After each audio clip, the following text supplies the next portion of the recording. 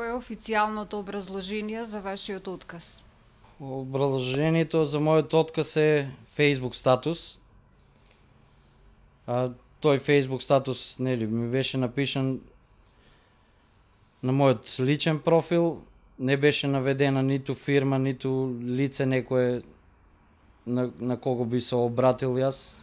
Али менаджерите на фирмата ме видија како проблем кога стапи во синдикалната организација на ФЕНИ, која беше избрана во ноември 2016 и кога гласно почнав да зборувам за проблемите на работникот во оваа фабрика и беше ставен на таргет постојано тие 2-3 месеци се вршеше еден мобинг во фабриката врз мене, со тоа што кулминираше во февруар месец кога ми беше забранет влез во фабриката и се поведи дисциплинска постапка за мене за дефект случен во декември месец. Дефект кој е случен во мојот погон, случен е после 48 часа од завршување на моите работни задачи. По таа пријава за тој сторен дисциплински прекршок испадна дека сум невин, помина само со опомена и истата ден кога ми беше врачен отказот, добив образложение дека испуштен сум од работа поради Facebook статус. Кои беа вашите барања како синдикален представник? Па барањата беа тоа да се нормализират личните доходи, пошто и се уште е тешка ситуацијата на работникот во фабриката, ако земе во обзир дека тоа е тешка индустрија, дека се тешки условите за работа. Не се наиде на разговор со менаџерите во фирмата. Мислам и дека овие денови цела јавност во Македонија е сведок на тоа недомачинско работење на менаџерскиот тим кој настапи негде во 2015 во фабриката. Направивте присметка колку пари се скратени од работниците? До која сума дојдовте? Па кога би пуштиле колективна тужба, да речеме, за сите скратени пари на вработените во ФЕНИ, негде би изнесувале околу 1,5 до 2 милиона евра, скратени во период од 2015 до 2017. Пошто тука ни беа кратени платите, луѓе беа испуштани на 70%, јас бев 2 месеца испуштен на 70%, тогаш кога си дома на 70% испуштен губиш негде по 200 евра.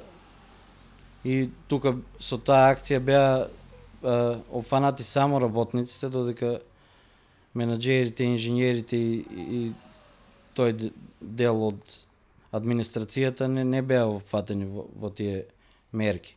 Имате 2 тужби против ФЕНИ. Зашто се однесуваат? Да, пуштив 2 тужби, пошто сметам дека неосновано сум избркан од работа.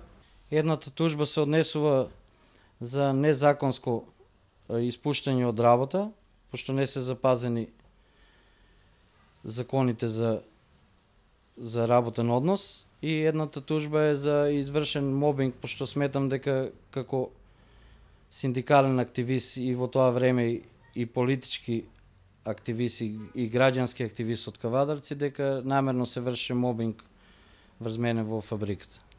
Кога почна незадоволството меѓу вработените во ФЕНИ? Па незадоволство се наталожуваше подолг период. Првата криза, да речеме, во финансиски поглед на плати и тие работи ги почувствувавме кон крајот на 2015 година и од тогаш мислам до ден денеска, јас бев вработен во фирмата до март месец кога добив и отказ. Мислам дека се уште се режат платите на вработените и во просек изнесуваат месечно од 50 до 100 евра намалени плати месечно.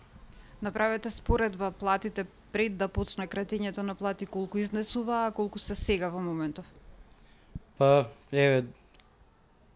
као пример би ги земал моите примања што ги имав во ФЕНИ, да речеме 2015 земав негде околу 23.000 во фабриката, а во месецот кога напуштив мислам кога бев испуштен од фабриката во март месец, моите примања беа негде околу 18 до 17.000 денара.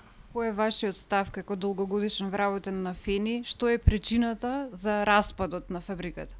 Безидејната работа и неспособноста на овој менеджмент кој е моментално во фабриката, пошто од самиот ден кога настапија во фабриката се гледа дека нема доволно капацитет да се носат со предизвиците кои ги носи овој комбинатот и рударската дејност.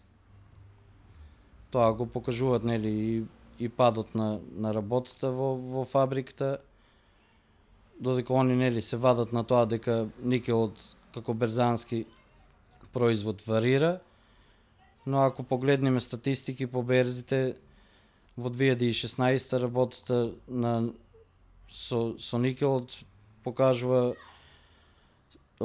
позитива во околу 17%.